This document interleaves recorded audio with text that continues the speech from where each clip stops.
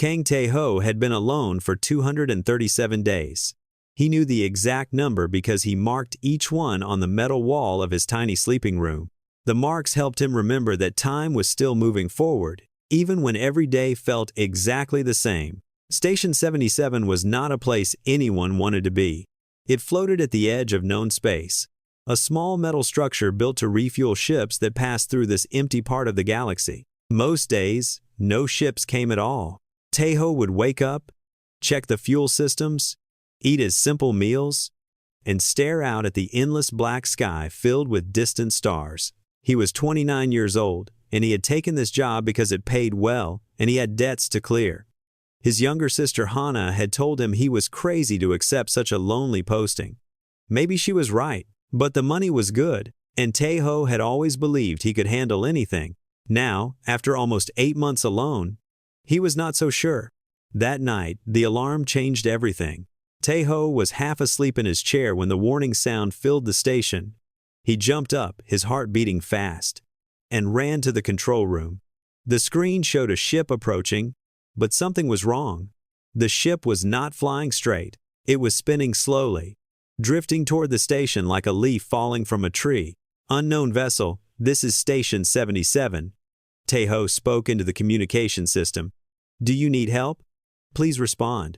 Only silence came back. The ship was small, built for maybe 2 or 3 passengers. As it came closer, Tae-ho could see damage on its surface, burn marks, holes from weapons fire. Someone had attacked this ship, and whoever was inside might be dead or dying. Tae-ho did not think about the danger. He put on his spacesuit and went out to meet the drifting vessel. It took him almost an hour to connect the ship to his station and force open the damaged door. Inside, he found her. She lay on the floor of the ship, her body curled like a child sleeping. She was the most beautiful woman Tae-ho had ever seen. Her skin was pale, almost white like snow. Her hair was long and black, spread around her head like dark water. She wore strange clothes made of material he did not recognize, and there was blood on her hands and face. For a moment, Tae-ho thought she was dead. Then he saw her fingers move slightly, and he heard a small sound come from her lips. Hey, can you hear me? He knelt beside her, touching her shoulder gently. Her skin was cold, much colder than it should be. I'm going to help you, just hold on. He carried her back to his station. She weighed almost nothing, as if her bones were hollow like a bird's. He laid her on his own bed and covered her with blankets. Then he tried to clean the blood from her face with warm water and soft cloth. Her wounds were strange. There were deep cuts on her arms and a larger wound on her side, but as Tae-ho cleaned them, they seemed to close on their own. The bleeding stopped too quickly. The edges of the cuts pulled together as if invisible hands were sewing them shut. Tae-ho told himself he was imagining things. He was tired. He had been alone too long. Maybe this was normal for whatever species she belonged to. When he finished, he sat in a chair beside the bed and watched her. She did not wake up, but her breathing became steadier. At least, he thought she was breathing. Sometimes, when he looked too closely, it seemed like her chest was not moving at all. Hours passed. Tae-ho made himself some tea and returned to his chair. He should report this to someone, he knew. There were rules about finding damaged ships and survivors, but his communication system could only reach the nearest station, and that was weeks away. For now, he and this strange woman were alone together. Near morning, she opened her eyes. Tae-ho nearly dropped his cup. Her eyes were violet, a deep purple color that seemed to glow faintly in the dim light of his room. They were the most beautiful and the most frightening eyes he had ever seen. Where am I? Her voice was soft, but there was strength underneath it. Old strength, like mountains that had stood for thousands of years. Station 77, Tae-ho said. A refueling station at the edge of the hollow zone. Your ship was damaged. I brought you inside. She looked at him for a long moment. Her strange eyes moved across his face, studying him like someone reading a book. You helped me. It was not a question. Yes. Why? Tae-ho blinked. The question seemed strange to him. Because you needed help. Your ship was destroyed. You were hurt. What else would I do? Something changed in her expression. It was small, just a tiny movement of her eyebrows. a slight widening of her eyes. But Taeho felt like he had said something important without knowing what it was. "I am called Vale," she said finally. "Kang Taeho, but you can just call me Taeho." He smiled at her, trying to make her feel welcome. "Are you hungry?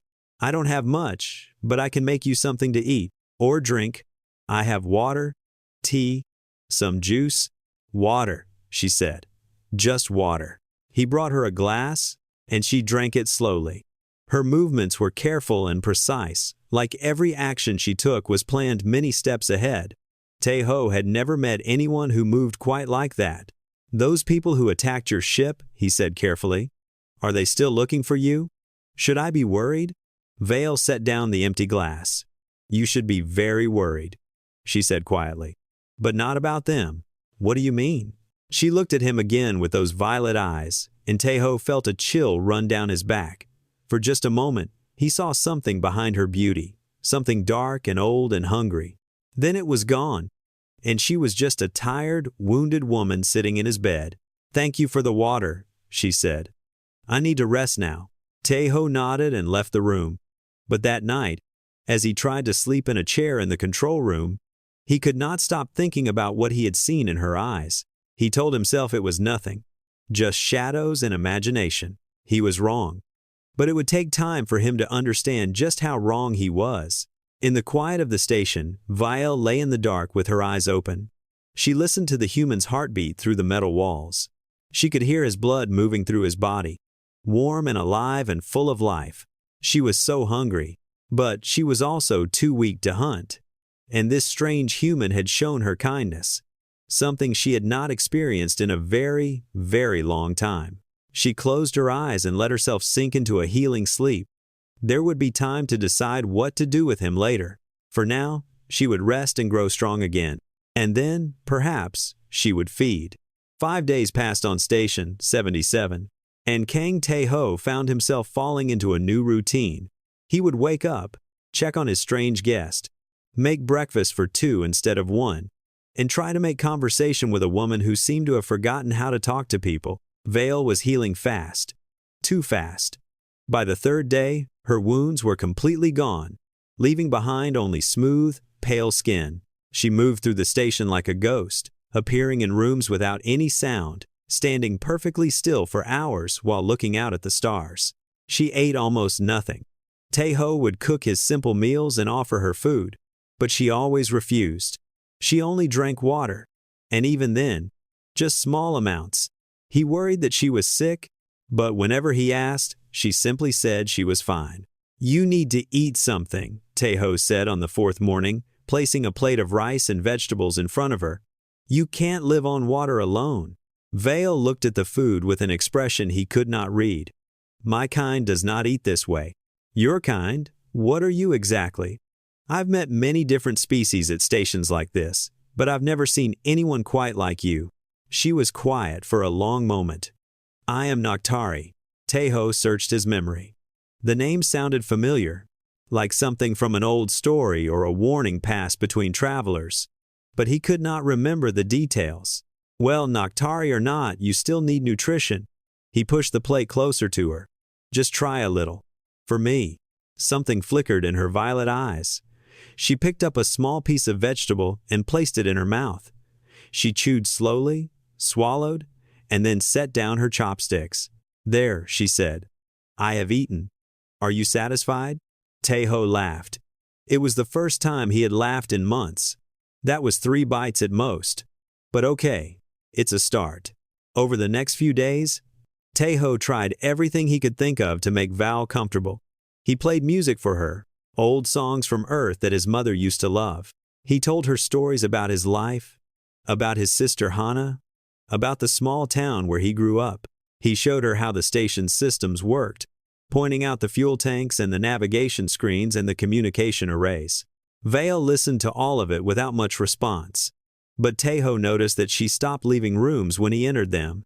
She began to stay near him, watching him work, listening to his endless talking. He knew she was dangerous. He had not forgotten what he saw in her eyes that first night. But Taeho had always been foolish when it came to lonely creatures. As a child, he had brought home injured birds and hungry stray cats. His mother had called it his greatest weakness and his greatest strength. "You trust too easily," she had told him once. "One day, it will get you killed." Maybe this was that day. But Tejo could not bring himself to be afraid of Viel. When he looked at her, he did not see a monster. He saw someone who had been alone for far too long. Someone who had forgotten what kindness felt like. On the sixth night, a meteor shower passed near the station. Tejo found Viel standing at the observation deck, watching the lights streak across the black sky. Her face was pale in the reflected glow, and for the first time, she looked almost sad. "Beautiful, isn't it?" Tejo stood beside her, looking out at the falling stars. "I have seen thousands of these," Viel said quietly, "on hundreds of worlds. I have watched stars being born and dying. I have seen things that would break your small human mind." "Sounds lonely." She turned to look at him. "What?" "Seeing all those amazing things, but seeing them alone." Tejo shrugged. "What's the point of watching stars fall if there's no one to share it with?" Viel stared at him as if he had said something in a language she did not understand. Her lips parted slightly, but no words came out. Tejo did not know what made him do it. Maybe it was the loneliness of 8 months in space. Maybe it was the sadness in her eyes. Maybe he was just a fool who did not know when to be careful. He reached out and took her cold hand in his warm one. Then he turned her gently toward him and kissed her. It was a soft kiss, brief and gentle, like a question asked without words. Her lips were cool against his, but not unpleasant. She did not move, did not respond. She simply stood there, frozen like a statue. When Tejo pulled back, he smiled at her confused expression. "Sorry. You just look so lonely standing there. I wanted to remind you that you're not alone anymore." Viel's hand went to her lips. Her fingers were shaking. "What did you do?" Her voice was strange. Higher than before, almost frightened. "I kissed you. Did I do something wrong? I'm sorry if—" "No." She stepped back from him, her eyes wide. "No. You don't understand. You can't understand." Something was happening to her. Tejo could see it, though he did not know what he was seeing.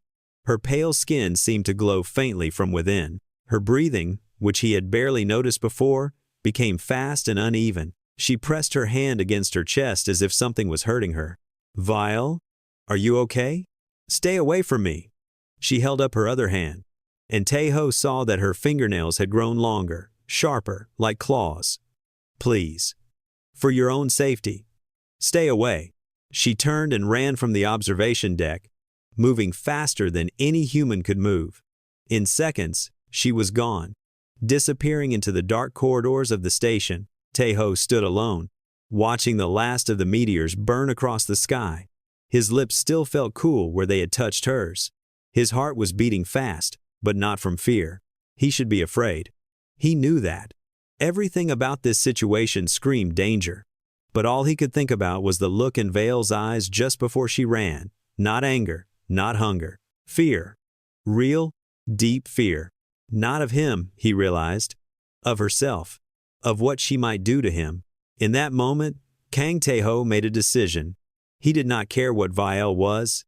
He did not care what she had done or what she might do. Something in his kiss had reached her, had touched something buried deep inside her. He was not going to let her face that alone. He walked slowly into the station's corridors, calling her name softly. Somewhere in the darkness, a monster was hiding from her own hunger. And somewhere in his chest, a foolish human heart was beating faster than it had in months. The meteor shower ended, and silence filled Station 77 once again. But nothing would ever be the same. One small kiss had changed everything. Neither of them knew yet just how much. Tejo found her in the lowest level of the station, in a storage room filled with old equipment and dust. She was crouched in the corner like a wounded animal, her arms wrapped around herself, her body shaking. "Viel." He stopped at the doorway, keeping his distance. "Talk to me. Tell me what's happening. You should not be here." Her voice sounded different now, deeper and rougher, like two voices speaking at once. "I am trying to control it, but I am so hungry, and you are so close." "Hungry for what?" She raised her head, and Tejo saw that her eyes had changed. The violet color was gone, replaced by deep red, like blood caught in firelight. Her lips pulled back, and he saw her teeth for the first time. 2 of them had grown longer than the others, sharp and curved like the fangs of a snake. "Your kind calls us vampires," she whispered. "It is not the right word, but it is close enough. We feed on life itself, on blood and on the energy that flows through living things." Taeho felt his heart drop into his stomach. He had heard stories about creatures like this, monsters from the dark spaces between stars, hunters who emptied entire worlds and left nothing behind but corpses. "The Noctari," he said slowly. "I remember now. They told us about you in training. They said you were all dead, killed off centuries ago. We are hard to kill." Vale's red eyes focused on him with terrible intensity. "And I am the hardest of all. My people called me the Crimson Silence. Do you know why?" Taeho shook his head. "Because when I arrive somewhere, eventually all screaming stops." A broken laugh escaped her throat. "I have drained cities, little human. I have drunk the life from armies. The number of beings I have killed is larger than you can imagine." She stood up slowly, and Taeho saw that her whole body had changed. She seemed taller, sharper, like a blade taking shape. Her claws were fully extended now, and her skin seemed to glow with a faint red light. "I was going to spare you," she said, walking toward him with slow, measured steps. "You were kind to me. That was unexpected. That was interesting. But then you kissed me, and now I cannot think clearly. Now I can only think about how warm you are, how alive you are, how good you would taste." Taeho did not run. He stood in the doorway and watched her approach. "Then why haven't you killed me already?" Vale stopped. The question seemed to confuse her. "You have been hungry since you got here," Taeho continued. "You had many chances to attack me while I slept. Why wait? I was weak. I needed to recover. You're not weak now. I can see that. You're strong enough to tear me apart in seconds, but you're still talking to me instead of feeding." Her face twisted with frustration. "Stop talking. You are making this harder." "Good." Taeho took a step toward her. "I want to make it harder. I want to make it impossible." "Why?" The word came out like a cry. "Why would you do this?"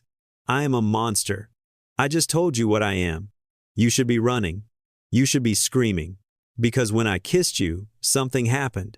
Taeho took another step. "I felt it. And I saw your reaction. Something in that kiss hurt you. Or changed you. I want to know what." Vale moved so fast that Taeho did not even see her. One moment she was 3 meters away. The next moment she had him pinned against the wall, her claws at his throat, her fangs centimeters from his neck. "You want to know what you did?" she hissed. "You broke something inside me. Your stupid, simple human affection, given without fear, without wanting anything in return. My body did not know what to do with it. It is still inside me, burning like poison." She pressed her fangs against his skin. Taeho felt them break through, felt the sharp pain of her bite. "This is it," he thought. "This is how I die." But then something strange happened. Vale pulled back suddenly, choking. She stumbled away from him, clawing at her own throat. Blood dripped from her lips, but she was spitting it out, coughing and gasping. "What is this?" She stared at her hands, which were covered in his blood. But instead of drinking it eagerly, her body was rejecting it. "What have you done to me?" Taeho touched his neck. The wound was small, barely bleeding. He watched in amazement as Vale fell to her knees, still coughing, still fighting against something he could not see. "I don't understand," she gasped. "I should be able to drink. I should be able to feed. But your blood, it's wrong. It's different. It won't go down. Maybe it's not my blood that's different." Taeho knelt beside her, ignoring the danger. "Maybe it's you." Vale looked up at him with red eyes full of terror. "What did your kiss do to me?" "I don't know, but I think we should find out together." For a long moment, they stayed like that, kneeling on the floor of the dark storage room. The monster and the human, the hunter and the prey. Then Vale did something Taeho never expected. She began to cry. The tears that fell from her eyes were not clear, like human tears. They were faintly red, like diluted blood. They ran down her pale cheeks and dripped onto the floor. And with each one, her body seemed to grow smaller, less threatening. I don't remember how to cry, she whispered. I forgot centuries ago. Tae-ho reached out and wiped a tear from her face. Her skin was warmer now than it had been before. That sounds exhausting, he said softly. Being a monster for that long? Never being able to rest. Never being able to feel anything except hunger. Vale laughed through her tears.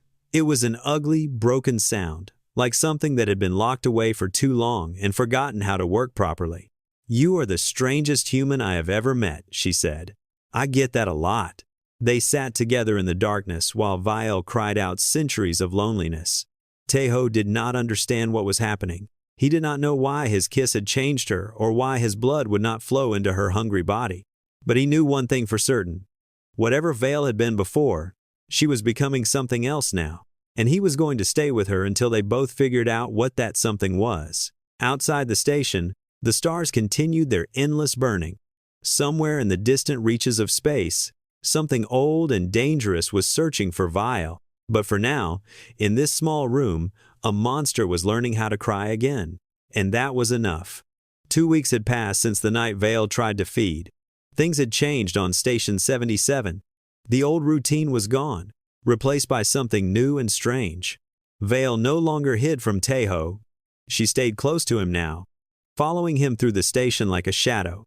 She still did not eat human food, but she had stopped looking at him like prey. The red had faded from her eyes, leaving behind a softer violet color. She told him stories about her past. Not all of them, and not the worst ones, but enough for him to understand what she had been. She spoke of worlds she had visited, civilizations she had watched rise and fall, beings she had known who had turned to dust long ago. How old are you? Tae-ho asked one evening while they sat together in the observation deck. I stopped counting after the first 1,000 years. Vale looked at her hands. It becomes meaningless after a while. Time loses its shape. 1,000 years. Tae-ho shook his head in wonder. I can't even imagine living that long. You would not want to. Trust me. She glanced at him. Human lives are short, but they burn so brightly. There is something beautiful about that. Something we Noctari lost long ago. What did you lose? The ability to feel things properly. The hunger takes everything else. It becomes the only thing that matters. She paused. Until you kissed me. And then suddenly I felt something different. Something that was not hunger. What did you feel? Vale was quiet for a long time. I don't have a word for it, she finally said. But it was warm. And it made me want to stay close to you instead of feeding on you. Tae-ho smiled. I'll take that as a compliment. Their conversation was interrupted by an alarm.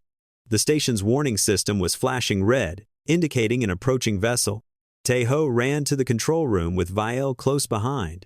The screen showed a ship entering the area. But this was not like Vile's small, damaged vessel.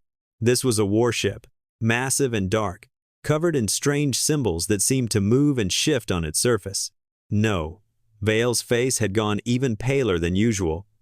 No, no, no, not him. Not now.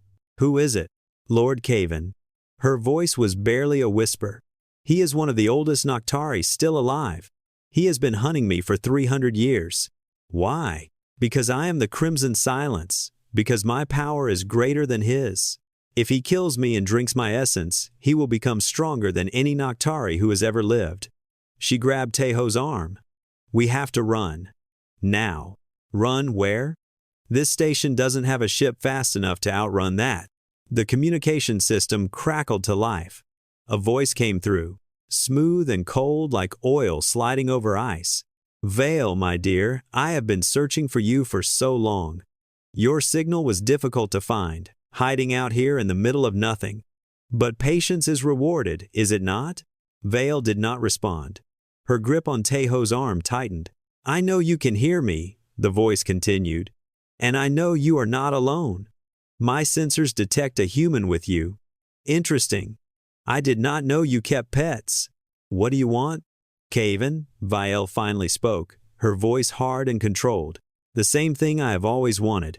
Your power. Your essence. Your eternal silence. A laugh came through the speakers. Surrender yourself, and I will let your little human live.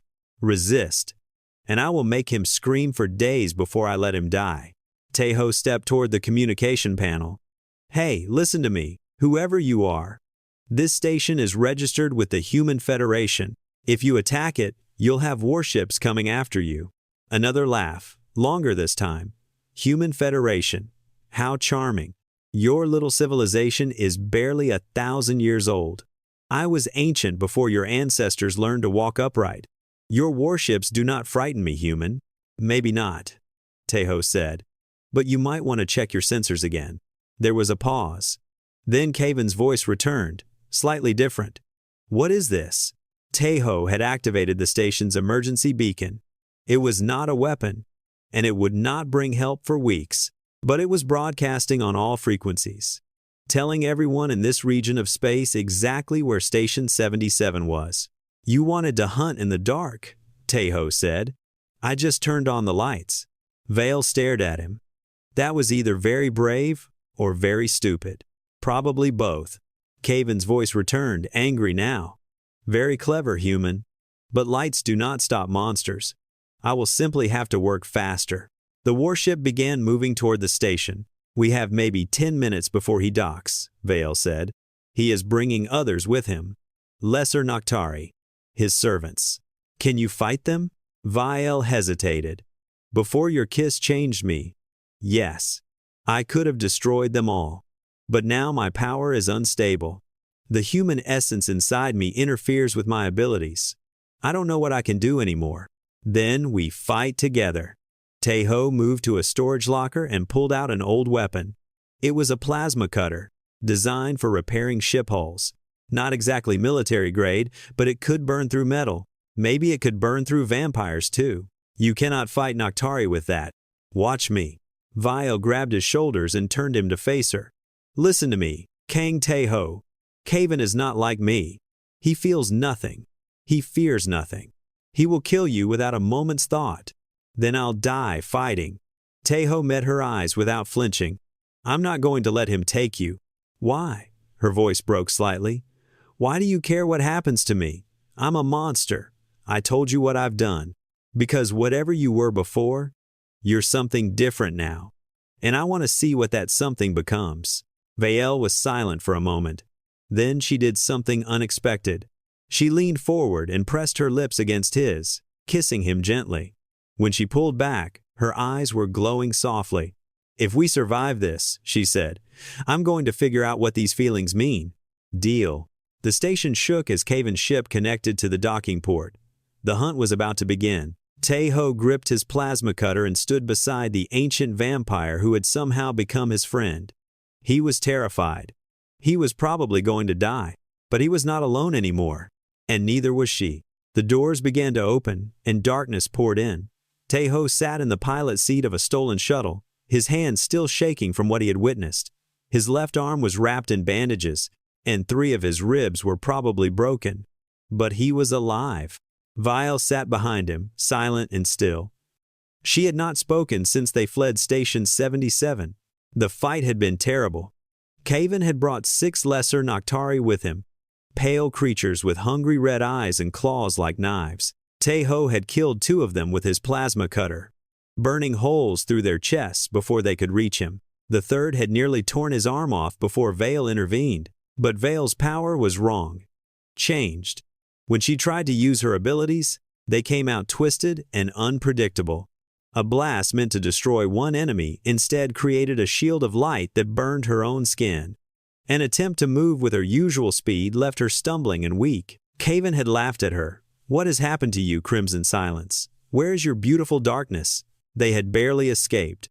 Vale had used the last of her strength to tear open a hull panel and pull Taeho into a shuttle. They had launched into space while Kaven's servants clawed at the closing doors. Now they were drifting through empty space with a damaged ship and no clear destination. We need help, Taeho said finally. Medical help, scientific help, something. There is no one who can help me. Val's voice was flat and tired. The change your kiss started cannot be reversed, and it cannot be completed without killing me.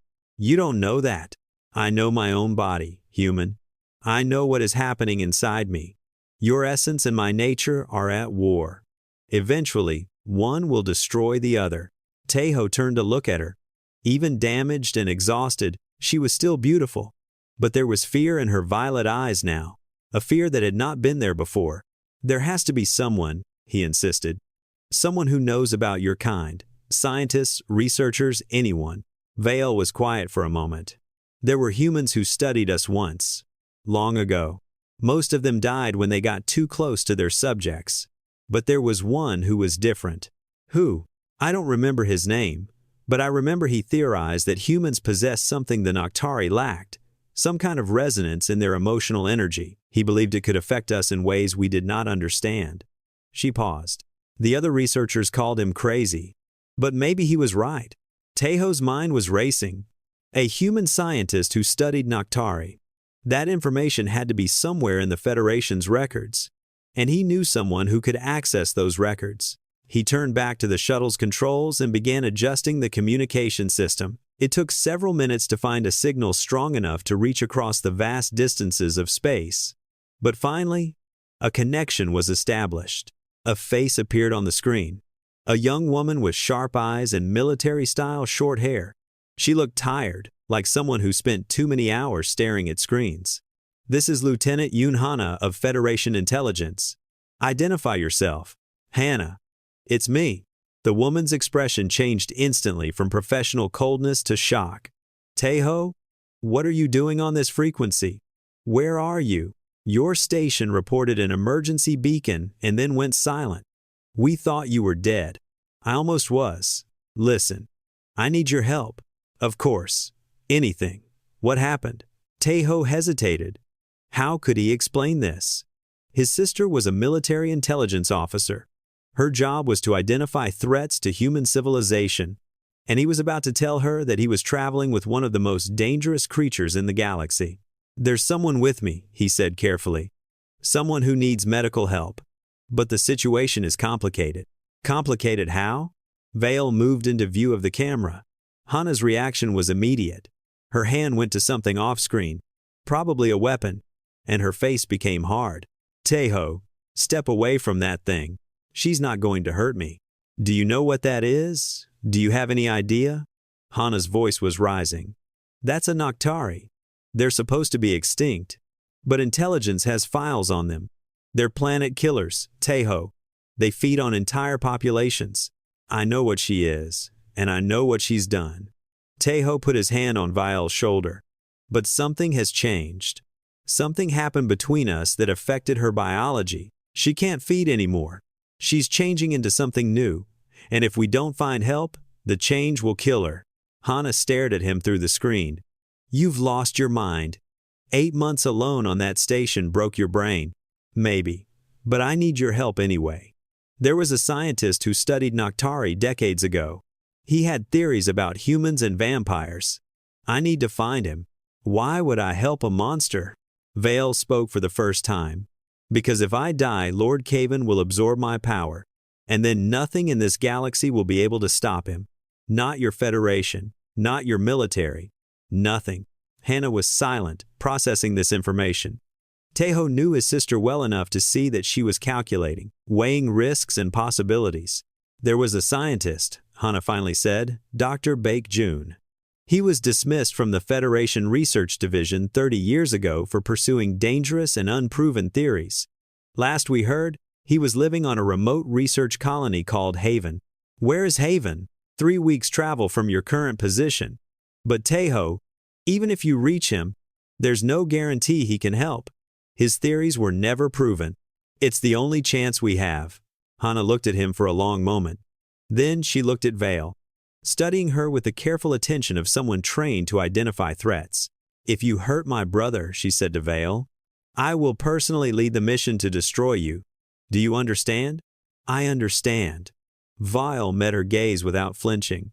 "And I would expect nothing less." Hana nodded slowly. "I'm sending you the coordinates for Haven, and I'm flagging your shuttle as a diplomatic vessel, which should keep you safe from automatic scans. But I can't do anything about Caven. If he finds you before you reach Haven, you're on your own." "Thank you, Hannah." "Don't thank me yet." His sister's face was still worried. "Just stay alive. And when this is over, you owe me the longest explanation of your entire life." The connection ended.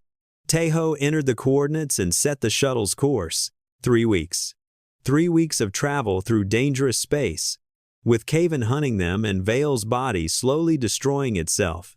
It seemed impossible, but Taeho had learned something important in his time with Vale. The impossible was just another word for something no one had tried hard enough to achieve. He looked back at her. She was watching him with those strange violet eyes, and for the first time since their escape, there was something like hope in her expression. "Do you think this scientist can really help me?" she asked. "I don't know," Taeho admitted. "But we're going to find out." Vale nodded and closed her eyes. "Thank you for not giving up on me." Never. The shuttle flew on through the darkness, carrying a human and a monster toward an uncertain future. Behind them, somewhere in the vast emptiness of space, Kaven was following. The hunt was far from over, but so was their hope. Haven was a small world, barely large enough to hold an atmosphere. It orbited a dying star that painted everything in shades of red and orange. The research colony was built into the side of a mountain, a collection of old buildings that looked like they had been forgotten by the rest of civilization. Dr. Baek-Jun was waiting for them at the landing pad. He was an old man with white hair and kind eyes behind thick glasses. When he saw Vale step off the shuttle, tears began to run down his wrinkled face. "I knew it," he whispered. "I knew this day would come. All my life, they called me crazy. But I knew." Taeho helped Vale walk toward the old scientist. The journey had been hard on her. The war inside her body was getting worse. Some days she burned with fever. Other days she was so cold that frost formed on her skin. She barely had the strength to stand. "You are Dr. Baek?" Taeho asked. Yes. Bring her inside. Quickly." The old man led them into the colony, through narrow hallways filled with books and equipment and strange machines that beeped and hummed. His laboratory was a mess of papers and screens and devices that Taeho could not identify. But in the center of it all was a clean medical bed, and Baek guided Vale to lie down on it. "Tell me everything," Baek said, attaching sensors to Vale's skin. "From the beginning. Leave nothing out," Taeho told him. About finding Vale's ship, about caring for her, about the kiss and everything that followed. Baek listened without interrupting, his eyes growing wider with each part of the story. When Taeho finished, the old scientist was silent for a long moment. Then he began to laugh, a joyful sound that filled the laboratory. "Incredible, absolutely incredible." He turned to his screens, which were showing data from Val's body. "Look at this, her cellular structure is rewriting itself. The void that defines Noctari biology is being filled with something new." "What do you mean, void?" Taeho asked. Baek pulled up images on one of his screens. Noctari are born with an emptiness inside them. It's not physical, but it affects their entire being. They hunger constantly because they are trying to fill this void. They feed on life energy because it temporarily makes them feel whole. But the void always returns. It can never be truly filled. And what's happening to Vale? Your kiss introduced something her body had never encountered before. Pure human emotional resonance. Affection given freely. Without fear. Without expectation of return. Baek's eyes were shining.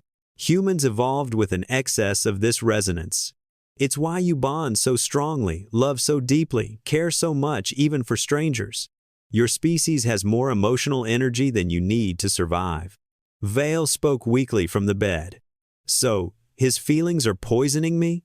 No, exactly the opposite." Baek moved to her side. "They are filling your void. For the first time in your existence, that empty space inside you is being given something that can actually satisfy it.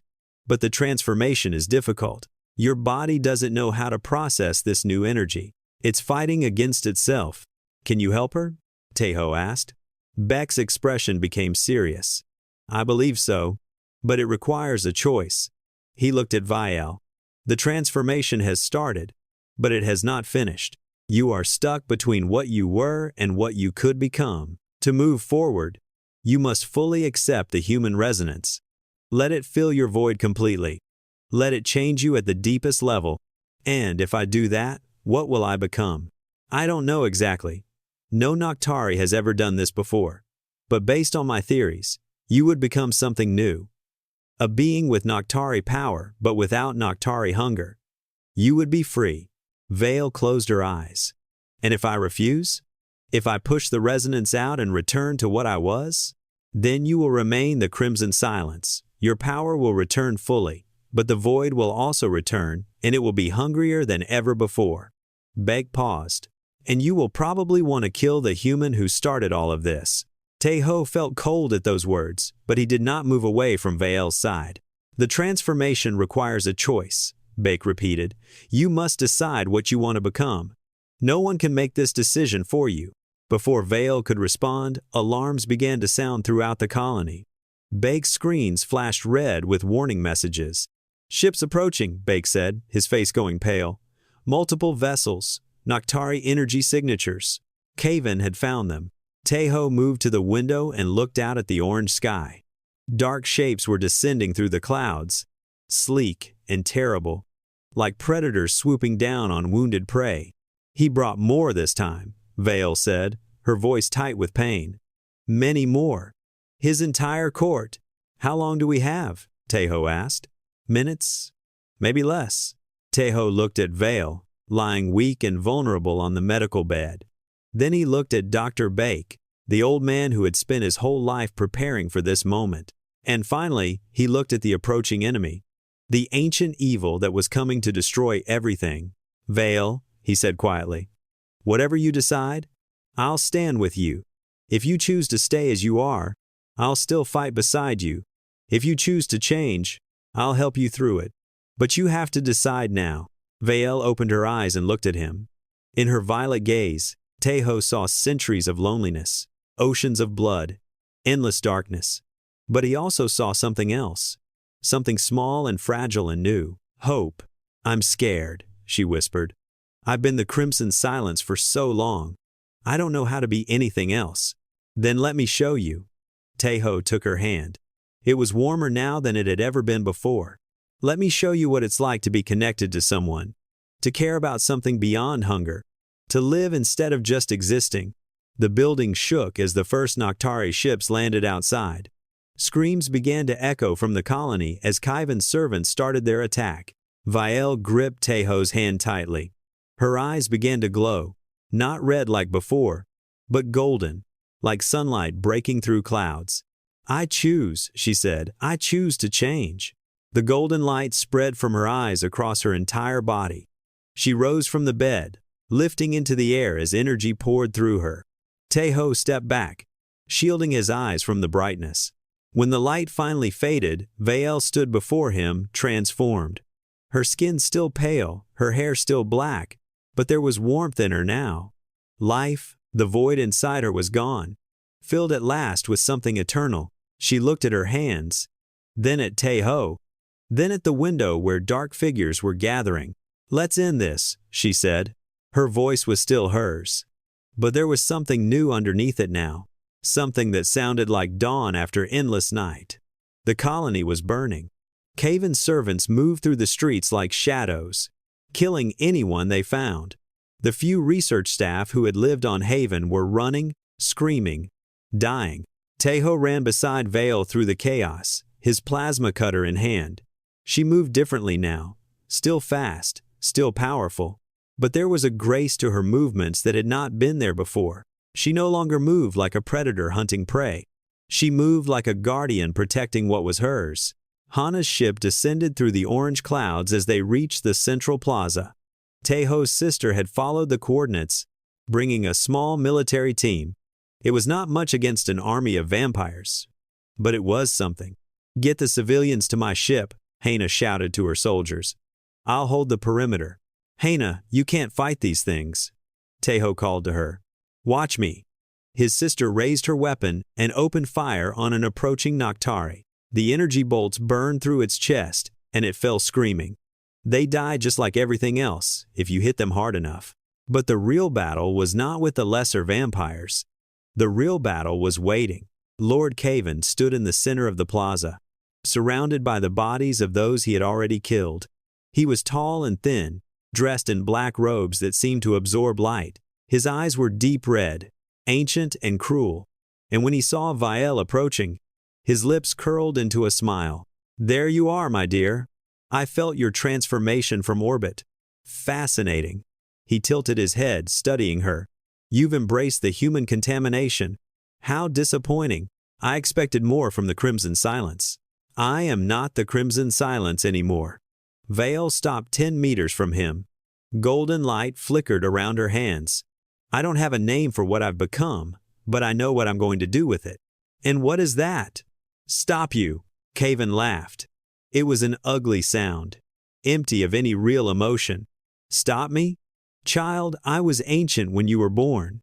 I have devoured gods and emptied stars. A human's kiss did not give you the power to face me." "You're wrong." Vielle raised her hands. "A human's kiss gave me something you'll never have. Something to fight for."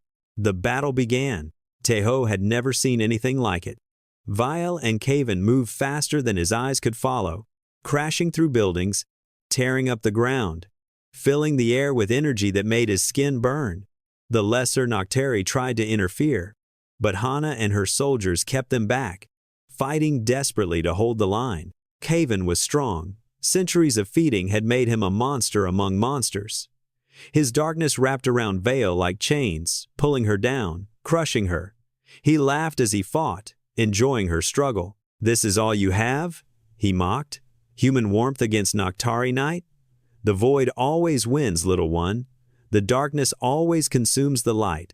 Vielle fell to her knees, Caven's power pressing down on her. Golden cracks appeared on her skin as the darkness tried to break through her transformation. Teho ran toward them without thinking. He knew he couldn't fight Caven. He knew this was suicide. But he couldn't stand by and watch Val be destroyed. He threw himself between them, his arms spread wide. "Leave her alone." Caven stopped, surprised by this interruption. Then he laughed again. "The pet tries to protect its master? How touching." He reached out with one clawed hand. "I'll enjoy draining you slowly." But as Caven's hand touched Teho's chest, something unexpected happened. The human resonance in Teho's body reacted to Vielle's transformed energy. A wave of golden light exploded outward, pushing Caven back. Vielle looked up, her eyes meeting Teho's. In that moment, she understood something she had never understood before. The transformation had not just changed her. It had connected her to Teho in ways that went beyond physical touch. His courage, his love, his stubborn refusal to give up, all of it was part of her now, and she was part of him. She rose to her feet, drawing on that connection. The golden light around her blazed brighter than before. "You're wrong about one thing, Caven," she said. "The darkness doesn't consume the light. It can't, because light comes from somewhere. It comes from people who choose to burn instead of fade, people who give their warmth to others even when they have nothing left." She raised her hand toward the ancient vampire. "Humans call it love, and it's stronger than your void will ever be." The golden light poured out of her like a sunrise. It touched Caven's darkness and did something impossible. It didn't fight the void. It filled it. Just as Teho's kiss had filled Vielle's emptiness, her power now filled the hollow space inside Caven. But Caven had never learned to accept. He had spent millennia feeding on others instead of connecting with them. The warmth that entered his void had nothing to hold on to. It simply burned. The Lord of the Noctari screamed as his own emptiness destroyed him from within. The darkness that had been his greatest weapon collapsed inward, consuming his body, his power, his eternal existence. In moments, there was nothing left but ash. The lesser Noctari felt their master's death. Some fled into the sky, trying to escape. Others simply collapsed, their connection to Caven's power broken. Hana's soldiers finished the rest. When it was over, silence fell on the burning colony. The orange sun was setting, and the first stars were appearing in the darkening sky. Vielle stood among the ruins, her glow fading to a soft warmth. She looked at her hands, then at the ash that had been Caven, then at Teho. "It's over," she said quietly. "Yeah." Teho walked to her side, his body aching from a dozen wounds. "How do you feel?" Vielle considered the question. "Empty, but not hungry. Just empty, like there's room for new things now." She looked at him with those violet eyes. Room for a future. Hana approached them carefully, her weapon still raised. Is it done? Is he really gone? He's gone, Vael confirmed. And he won't be coming back. Hana studied the Noctari woman for a long moment. You saved my brother. You saved this colony. That doesn't make up for what you've done in the past. But it's a start. I know. Vael met her gaze without flinching.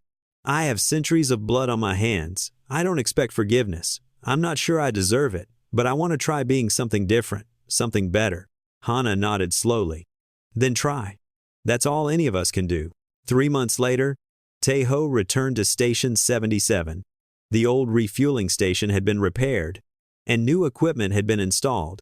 But the biggest change was that Taeho was no longer alone. Vael stayed with him, learning what it meant to live among humans. She did not need to feed anymore. The transformation had freed her from the hunger that had defined her entire existence. Instead, she ate human food, discovered that she actually liked kimchi, and spent hours watching the stars from the observation deck. Sometimes, she still didn't breathe when she slept. Sometimes she moved too fast or forgot that humans couldn't see in the dark. But Taeho didn't mind. He loved her. Strange alien nature and all, Hana visited when she could. She was still uneasy around Vael, but she was trying. The first time she saw her brother laugh, while Vael struggled to use chopsticks, something softened in her face. And across the galaxy, whispered stories began to spread. Stories of the Crimson Silence, now called the Crimson Dawn, the Noctari who protected human colonies, who hunted those who preyed on the weak, who had been changed by something as simple as a kiss from a lonely human on a forgotten station. Some nights, Taeho would sit with Vael on the observation deck, watching meteor showers just like they had on that first night together. He would hold her hand, and she would lean against his shoulder, and neither of them would need to say anything. The universe was still vast and dark and full of dangers. But somehow, it felt a little less lonely now. Because sometimes, the impossible happens. Sometimes, monsters learn to love. Sometimes, a single act of kindness can change everything. Kang Taeho had kissed an alien vampire without knowing what she was. And in doing so, he had saved more than her life. He had saved her soul. And maybe, in the end, that was the most human thing of all.